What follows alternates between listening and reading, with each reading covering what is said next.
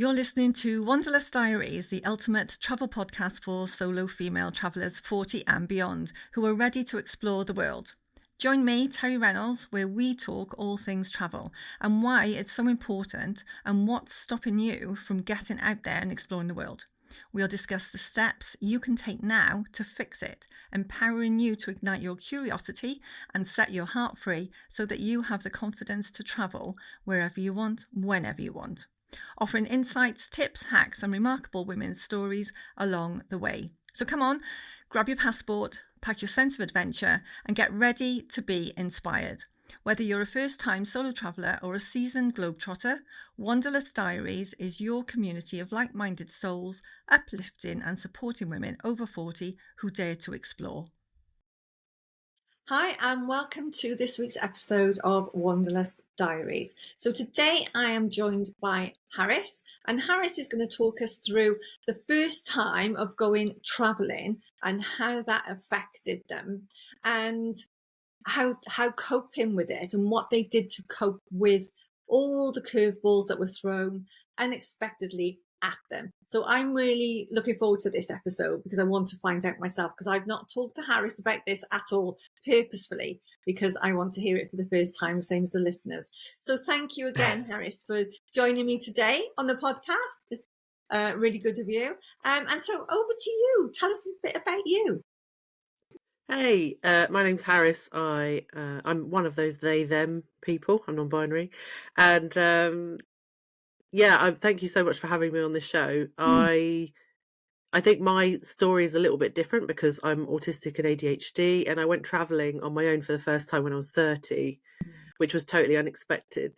I'm the eldest of three, and my sister, the middle of the three of us, is she's the one who always wanted to go traveling. You know, she's a bit more, I guess, you know, she likes being outside a bit more. She's a bit more active, whereas I like my routines a lot more. And so during the year that I turned 30, I realised that I had a hair and makeup business, an equality sort of business, sort of training diversity and stuff, and also a professional house sitting business. And I realised that whilst I was very proud of all of that, it wasn't really cutting it anymore. And so I retrained to be an NLP practitioner and timeline therapist. And then I met somebody I was planning to move to Switzerland with, another non-binary person.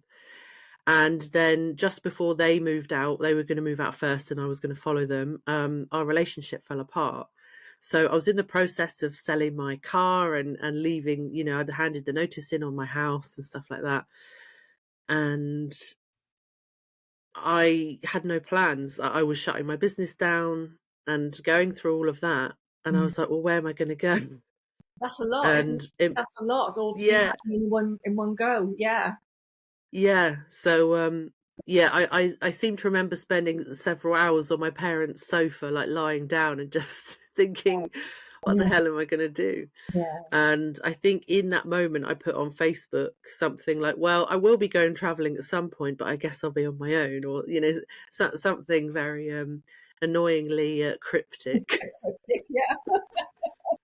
And my sister, she's only 2 years younger than me, she had gone travelling in her early 20s, and I was Facebook friends and actually had met her in real life, a woman that she worked for both as a nanny and on the farm in rural Australia, in Western Australia. Yes. And she'd seen and she'd come over for my sister's wedding the year before. So we'd met, you know, we got on fine. And she messaged and said, why don't you come here? Fab. So I was like, all right. And yes, please. Well, I was absolutely terrified. I had no plan. And I ended up, in the months waiting between me leaving my house and actually getting there, a lot of the money that I'd saved up, I hadn't managed to hold on to. At that point, I wasn't amazing at, you know, I hadn't spent it on anything lavish, but I wasn't earning. So by the time that I actually got on the plane, I really didn't know if I was going to do it, and I wasn't sure. And I think 3 weeks before I ended up going, I was kind of bouncing between families, spare rooms, and Uh-huh. house sitting here and there. Mm-hmm. I mean, what was And your mindset? 'Cause, like, you know, thinking about when I decided to go traveling, you know, I had a year to think about it and to build up to it. And, you know, it'd be the highs and lows of, oh gosh, you know, I'm going excited. Oh no, I'm going traveling. And then it'd be like, oh no, I'm going traveling.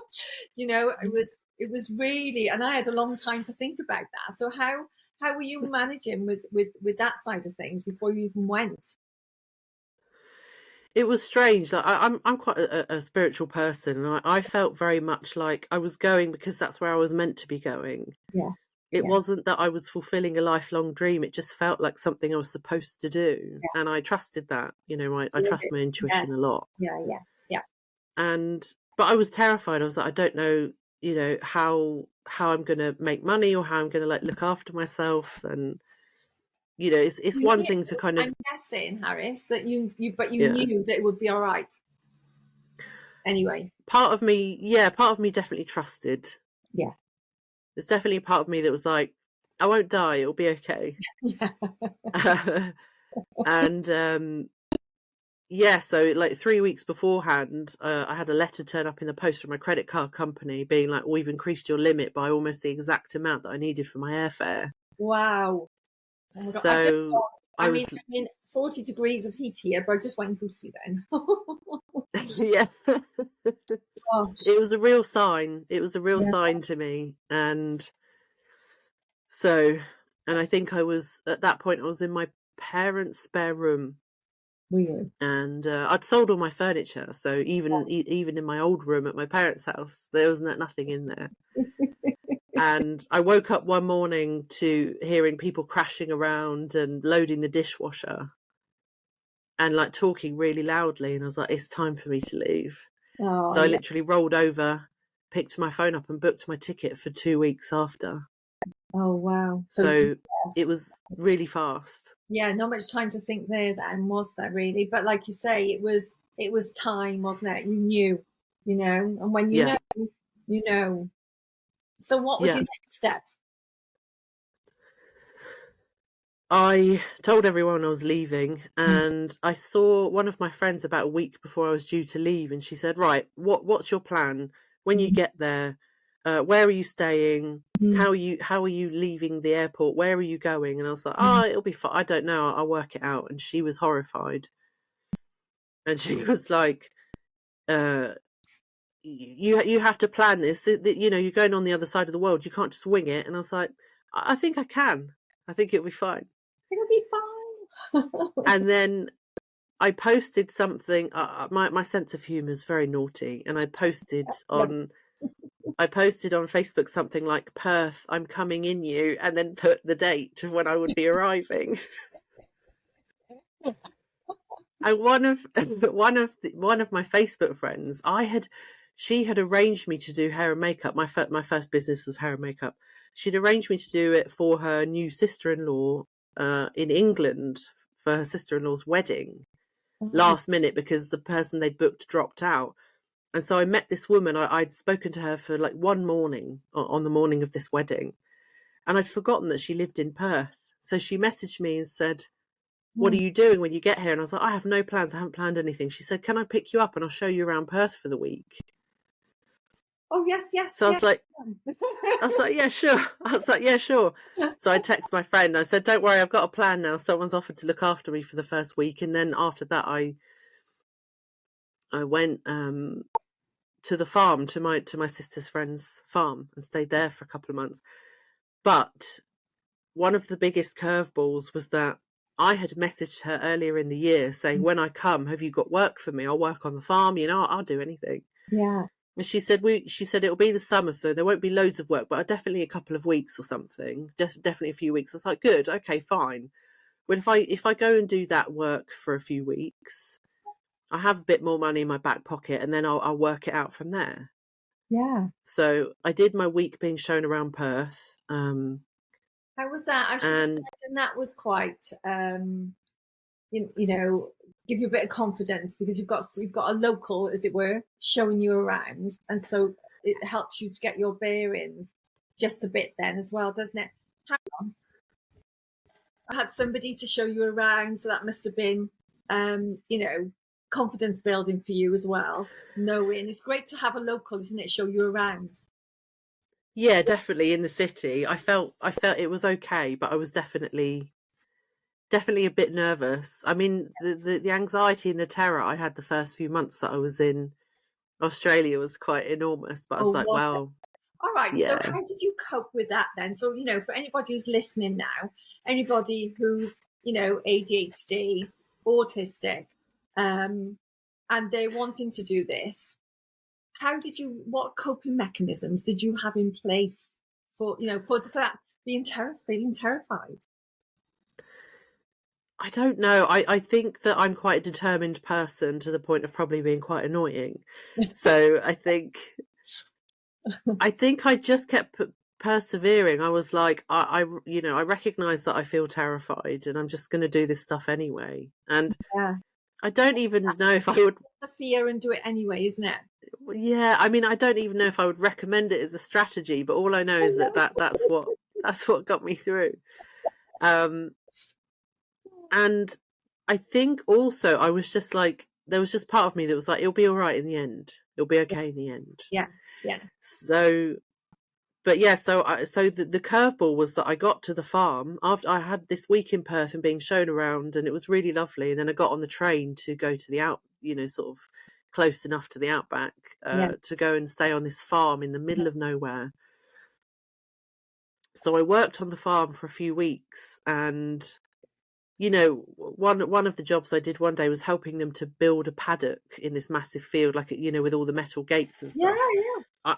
And I'm over 6 feet tall and naturally quite strong, so I could lift a whole fence panel on my own. And Okay. I was doing some really hard work, and it was their summer, and in those fields in the summer it's 40 plus degrees. It's hot, Yes. and I was working really hard. And then when we got back in the truck, or the ute as they call it, Yeah. she said, "If you keep working this hard, we're gonna have to put you on the payroll," as a joke. And I Oh. was like, "What do you mean?" Oh. She was like, "This is just a holiday, right?" And I was like, "No, I thought we messaged about. I asked if you had work, and you said yes, and that's partly why I'm here, obviously to see you." But and then Yeah. it just got really awkward. Oh. Oh, that's a And shame. then yeah, and she started leaving for work in the morning before I was awake, and it just started getting really awkward. And we did, and during this time, a month to the day that I had landed, my grandmother died here in England. All right. Mm. And so I think probably would have been best if I had left then, but I don't think that she felt she could ask me to, and I was just in too much of a state to leave. Yeah. Yeah. And Oh I dear. ended up attending my grandmother's funeral via YouTube Live.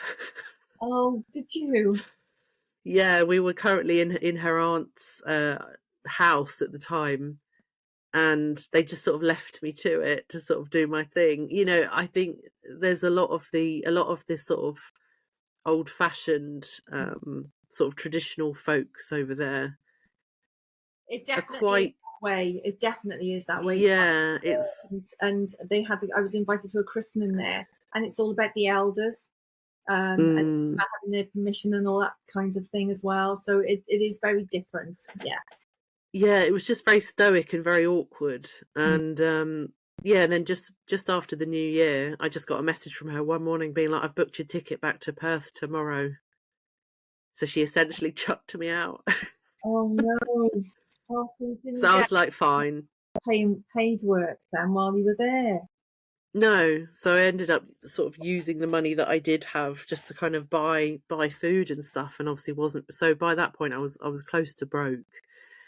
And so the following morning, she stuck me on a train. I didn't resist. I was like, yeah, fine, Yeah. and had just enough to get myself a hostel for 3 nights. So Wow. Friday, Saturday, Sunday night, and I had stowed away with me just before I left Mm. traveling my mum found a ring of my other grandmother from that I had inherited when I was 13 and Yeah. was never given to me. And she handed it to me. She said, "Oh, I've just found this." And I thought, I have no, I'm not a very sentimental person when it comes to belongings. So I thought, I'm going to, in it, and I looked at it and I was like, I'm pretty sure those are diamonds. So I put it in my suitcase in case of an emergency. Yeah. So I arrived at the hostel on the Friday. On the Saturday, I walked all around Perth City trying to find someone who might buy this thing off me. Yeah. And I found this guy. He said, "I don't buy it, but my friend will." And so by the Monday, I rang him and said, "Has he given you a price? Will he do it?" And he said, "I don't remember who you are, who's calling." And I was like, "Oh no." And I thought, sod it, I've got nothing to lose. That day, I would have run out of money and had nowhere to stay. So I was like, screw it. So I walked into his office. And the moment that he saw me, he went, "Oh, it's you." And I was like, "Yes." And he remembered, he said, "Great news. He'll buy it for $200. I was like, "Fine. It'll stop me from being homeless." And he was like, "Oh, if you have any more problems, yeah, come and find me." And I was like, "Oh, thanks." And Oh. yeah, so I got the money, and then within, I think, a day of that, I had annoyed the owners of, no, sorry, the managers of the hostel enough for them to offer me a job in exchange for my room. Brilliant. That's exactly what I did when I was there. Yes. Yeah. Yeah. Yeah. Yeah. And then the other thing that saved me was that I was a trained hairdresser. I hadn't brought any stuff with me. Oh no. But whilst I was there, I did go into the, oh my God, what's the supermarket there? Is it like the ICA or something? I can't remember what it's called. Yes, it's something like that, isn't it? I can't think now. Yeah, something like that. Anyway, and I bought some like budget clippers for like $12 and got some scissors and a plastic comb. And so I was doing like haircuts in the garden of the hostel for like $10 a pop. And yeah. But after that, other than a small blip when I worked in a hotel, again, like in the wheat belt, like amongst all the farms, I worked in a hotel as their cook. That was a bit of a nightmare. But before and after, I was only there for 7 weeks. Yeah. But before that, I was. If you've got time for this story, I'll tell it to you.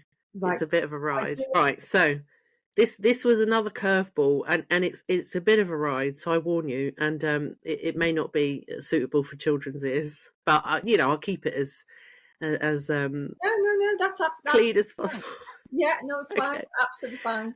Yes, this Okay. podcast isn't necessarily for children, so it's fine. Okay. So basically, at this hostel, it was an independent hostel, and at the time there were 2 co-managers, an English bloke who was a bit younger than me, And an Australian. in Perth? Was this still? Yes, this was in Perth. Yes. Okay. Yeah.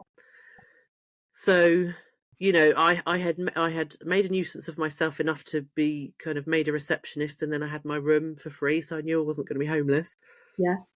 Brilliant. But it was run by these 2 chaps, so the slightly younger English bloke and the slightly older than me Australian bloke. Mm-hmm. And after I'd been there for probably not even 4 weeks, the English bloke had to go to China for his friend's wedding.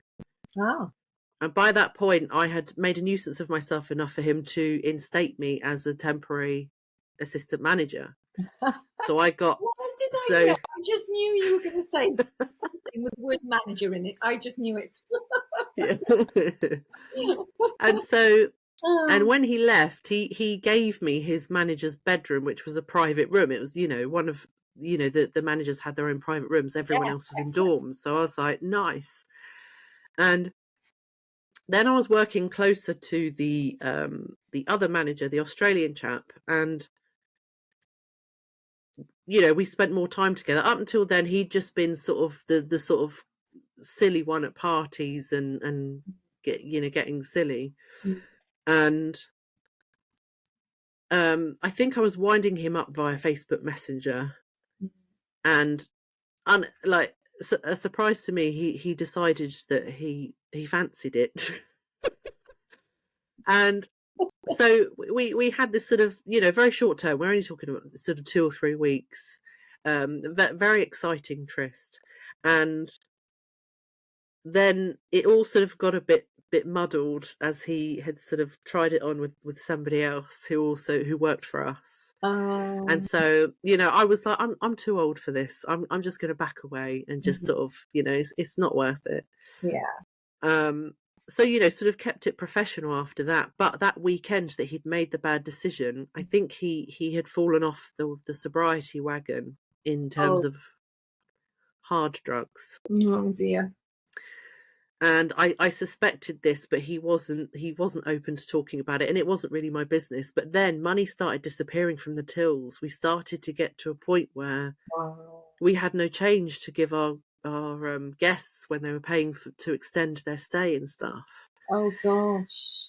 And I was trying desperately to get hold of the manager and to get clips from the CCTV of him very sort of drugged up at night raiding the tills. Oh no. And so it was all very unfortunate, and I, no judgment from me. He was not well. He was not okay. Yeah. But what a situation to be in, though, Yeah, and it was my nerves by the end of that were completely fried. I'm not surprised. And I'm not surprised. You're so far away from home, away from all your friends and family, and then you're having to deal with this. Yeah. Yeah, and I felt bad for him. I had a friend when I was much younger who struggled with the same particular kind of substance, and it's pretty hardcore. It's not nice.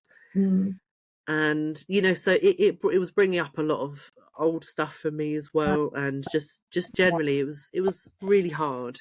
Yeah. And it all culminated on so during this time I was like, I have to get out of here. So a friend and I found a job in a hotel back sort of in the same direction as where I'd been on the farm. Oh yeah. And the day before we were due to leave to work in this hotel, the owner suddenly appeared out of nowhere and tried to confront the guy, and the guy did a runner. The police were called. It was a whole big thing. Got messy. Yeah. Yeah, and the owner said to me, you've really taken this very seriously and really looked after the business whilst he's been running it into the ground. Would you manage for me? And I said, I need some time out from this because this has been really upsetting. And so I went and worked in this hotel, and I loved the experience, but the working environment, another curveball, was pretty horrific. Oh, was it? Yeah, there was a lot of backstabbing and mental instability, like shouting, all sorts that went on. So once I'd been there for about 5 weeks, I called up the owner of the hostel. For lasting 5 weeks. Yeah, 5 weeks. I called up the hostel owner and I said, I've got to get out of here. When can I come and manage for you? And he gave me a date that was sort of 2 or 3 weeks hence. And I was like, you're on. Fab. And so I handed my notice in, got back to the hostel and managed until I left. So that was about, I must have been there about 6 months. Oh, brilliant. Yeah. And it was absolutely, maybe 5 or 6 months, but it was one of the best times of my life. Once the hostel was under control. Yeah, it was all, flowing good. Yeah. And that's a story and a half, isn't it, what you've just said, for somebody who's gone to a different country and not done anything like that before. There's a lot there that you had to put up with, and you coped with it. Whether you can't, you think about coping mechanisms or not, you just got yourself through it and that was it. You did, because we do. And what you have to understand is when you go off traveling and you have a plan, you can have a plan from A to Z and it's all ticked off on the boxes. It doesn't mean it's going to work out. And sometimes you will get a curveball thrown at you. And and you just will manage it no matter what. And it's a lesson learned though as well, isn't it? Because you learn from these things too. Yeah. And also, I think there's something really magical that happens when you're in an environment where the majority of the people there are really similar to you. And also, I think the bonds you form with other people there are so reassuring and strengthening. If Yes. if you're open to it, and you know how to do connection, and luckily I did. Yes. I And absolutely agree. I absolutely agree with yeah, that. Yeah. Yeah. the whole time that I was there, we had a TV room, and we must have used it. I think we watched it a couple of times to watch the end of a season of Game of Thrones or Oh something. yeah. But other than that, all we did all day was talk and hang out together, and cook together or go out, Yeah. and it was just so. Yeah. I finally learnt what it was to live in a community where I was really happy, and it Yeah. was really magical.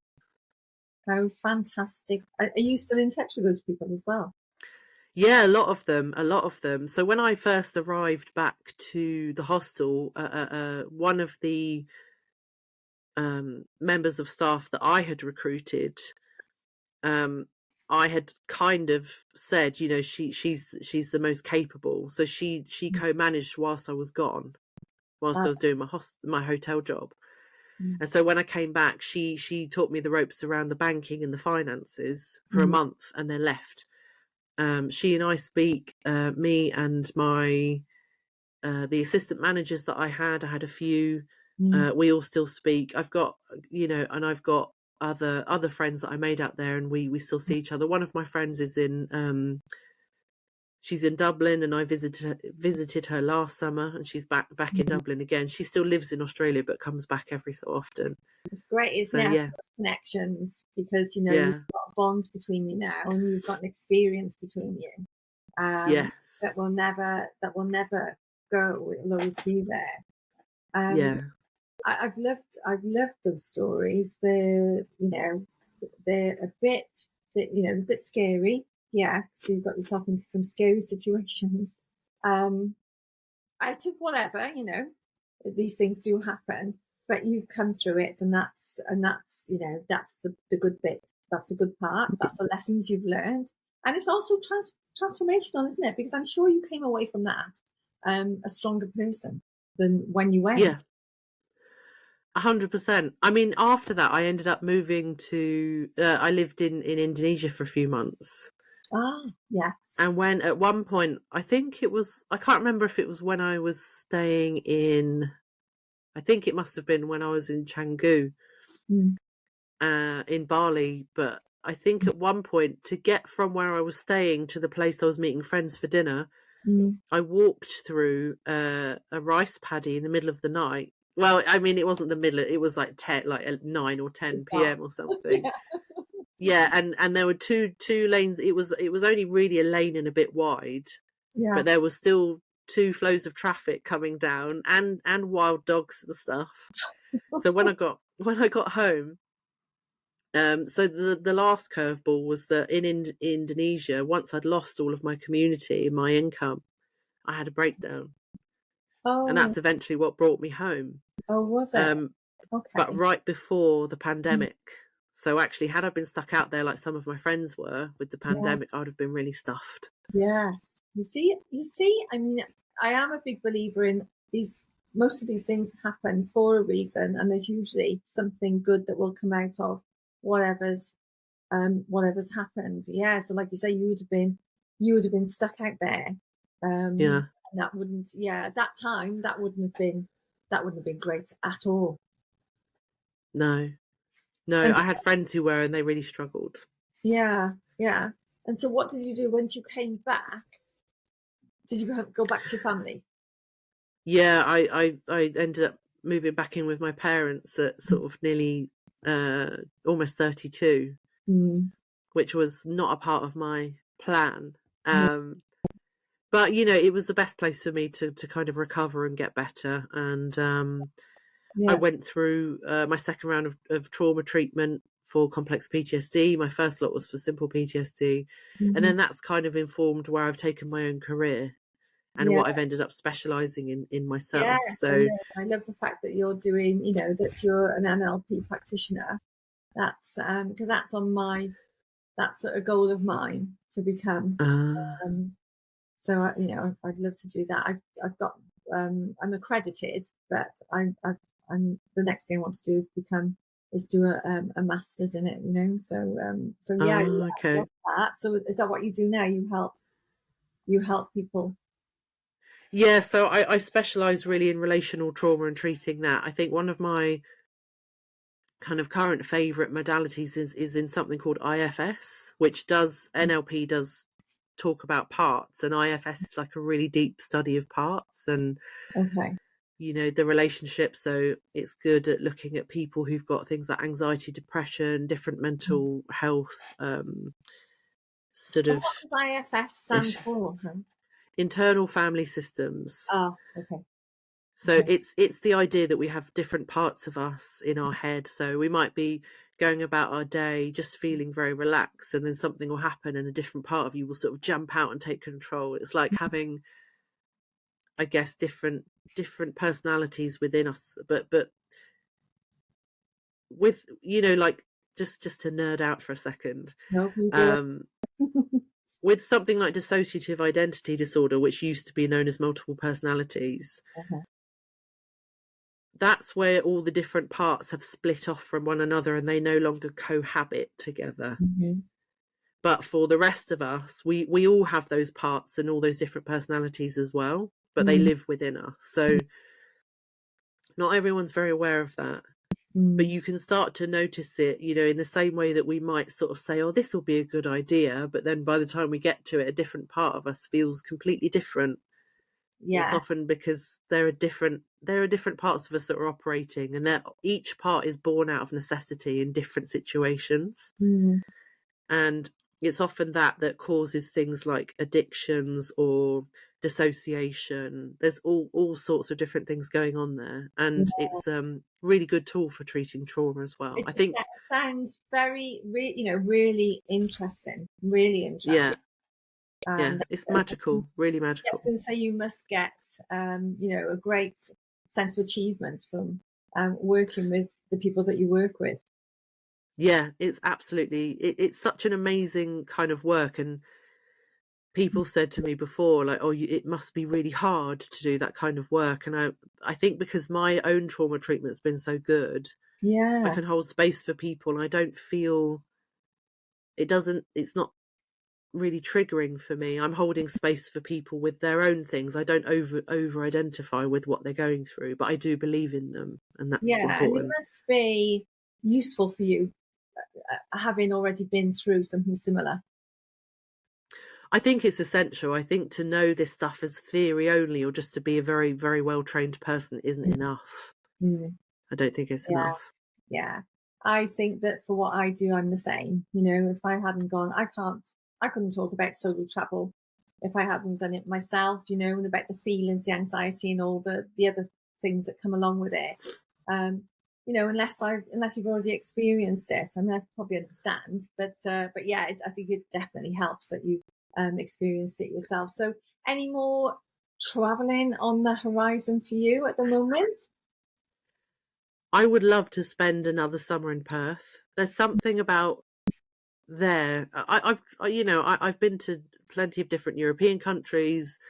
A couple of different places in Indonesia and Australia, and there's something about Perth in particular that just there's a part of me that felt very at home there. So I'd love to go and hang out there again. And also, oh, sorry. No, I was just going to say it is different the second time around, because I went and travelled for a year. I was in Australia for 6 months, and then I went back about 5 years later for just about 3 weeks because my daughter decided to go over there, and I went and met her. And it is different the next time you go, because you're there under different circumstances for a change, but for a start, So, but it's, I loved it, and I would go back again as well. I just absolutely loved it. So I hope you get to do that. I'm just thinking now then, for anyone listening, what would be your top 3 tips for traveling, for someone who may be autistic or has ADHD, is there anything specific that you did for you to go traveling that you could pass on to others? I mean, it might not be everyone's cup of tea, but I think working on your intuition will help you a lot. It will tell you what to do and where to go, and times when something unexpected happens. I think I like a lot of folks who have similar sort of brains to mine. I don't cope with things that are unexpected always very well. Yeah. But when on the one hand I've had some trauma treatment, and on the other hand I've got my intuition, that's carried me through a lot of it. Yeah. So there's that. And also I think learning to really explain to people your situation and just seeing if they can, I think when you begin to share your challenges with other people, they tend to have some people will have answers for you, or they have suggestions. And I think if you're going to solo travel, your network of people and how you connect to other people and how open you are with other people is what makes a big difference and helps you to survive it. Yeah. And then the third one is that maybe be a little bit more planned out than I was. And also, if somebody's going to offer you work, double check that that's still the case when you get there or before you get there. Pay you. Yes. And it's not voluntary work, isn't it? Yes. That's some great tips. That is some great tips. And how did you manage equipment wise? Now, what did you take with you? Did you have a backpack, or was it a suitcase? What did you take? I had a suitcase, and I sort of had enough to sort of casual clothes to work. I was planning to work on a farm, so there wasn't really any. I had sort of trainers and jeans and t-shirts and nothing particularly interesting. And then by the time I got to the hostel, and then there was sort of nights out and stuff, I had to buy a couple of t-shirts and a few things that looked a bit more like something you'd want to socialize in, rather than like hug dirty sheep. Yeah, that I love that. That's great. And what about researching? Did you do a lot of research before you went, or was it a case of you knew where you were going really, or what you were going to be doing, so you didn't really need to? Yeah, I literally just trusted that all the right things would come up. So one of the things that would have made things easier was if I had registered for one of those tax numbers like the moment that I got there. Oh, right. Which I didn't do. And if I'd have opened a bank account immediately, that would have helped. Oh, and also I forgot to get my phone unlocked before I left. So what would have cost me 10 quid down the market here cost about, I think, $100 whilst I was there. Oh no! Oh gosh! Oh yeah, it is though, isn't it? Lessons learned, all of that kind of stuff is. But you learn those things on the way, don't you? You can't be 100% when you leave. Something will happen. Yeah, and I think at the time that I decided to go out there, my life had kind of fallen apart, and I just wasn't really in a headspace to kind of worry about it. I was already anxious just about the fact that I was leaving my life behind and doing something I'd never done before. So and it wasn't, nothing about this was awful, or it was just had to work it out as I went along. Yeah, and you just said then that you weren't in the right headspace and you were already a bit all over the place. How does that work though when you so off you go, you're on a plane for God knows how many hours off to Australia? Because I'm thinking, if I was on the plane, all that time I'd just be thinking about what it is I'm going to be doing, and I'm not sure whether that would have made it even worse, my anxiety levels or the worry or whatever it was. But did that exacerbate it at all, or was it a case of no, well, I'm on the plane now?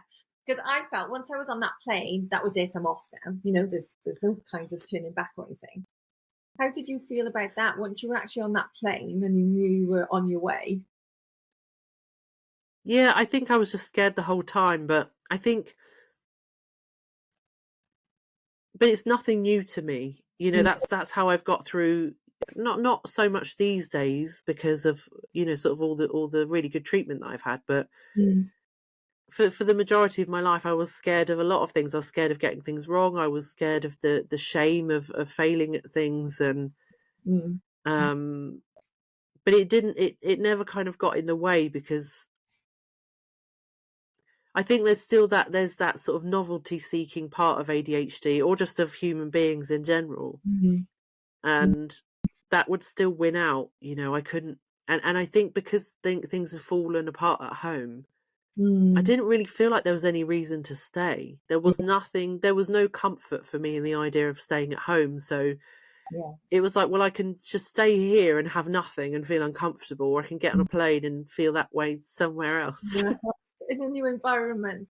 Yeah, and like you said Yeah. at the top, you know, it was, you just knew you had to, that even though you were going, you knew you would be okay, really. You know, you had that underlying feeling. Yeah, deep down. Yes, yeah. Which I'm sure And you comfort as you went along your journey. yeah, and I'm always looking for like signs. And when I was at the well, not even looking, but I just recognize things, and I take it as a positive sort of Yeah, omen or whatever. yeah. And whilst I was at the airport, I just said goodbye to my family, and then I saw Tilda Swinton in WH Smith's at the airport. Oh, So I was like, this is a good omen. this is a good omen, yes. I love it. I mean, this story's been amazing. So for anybody who would like to contact you, for whatever reason, whether it's, you know, they've got some trauma, they'd like to talk to you, or whatever it is, how would they, what's your socials? How would they get in touch with you on your website? So if you go to my website, which is muxharrishill.com, spelled MX Harris R Hill L.com, and at the bottom of there, you'll have a link to my healing group on Facebook, all of my social medias, and you can contact me through there as well. Everything's on there. That's probably the best place to start. And I'd invite you to connect with me on LinkedIn if you'd like to as well.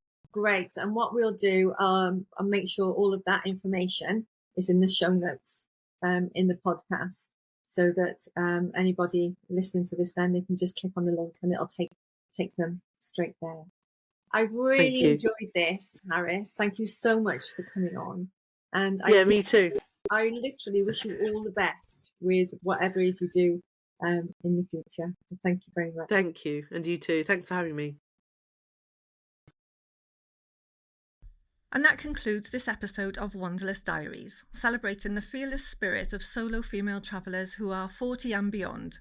I hope you found inspiration, valuable insights, and a renewed sense of wanderlust. Thank you to all our incredible listeners who have joined us on this exciting journey. Remember, age should never stop your quest for adventure, because the world is waiting for you to explore its wonders. And don't forget to join our community on social media to connect with fellow travellers, and subscribe and review us on your favourite podcast platform. All links are in the show notes. Keep dreaming, keep exploring, and stay fearless. Until next time, this is Terry Reynolds signing off from Wanderlust Diaries. Psst, don't keep me a secret. Please tell your friends and fellow travellers.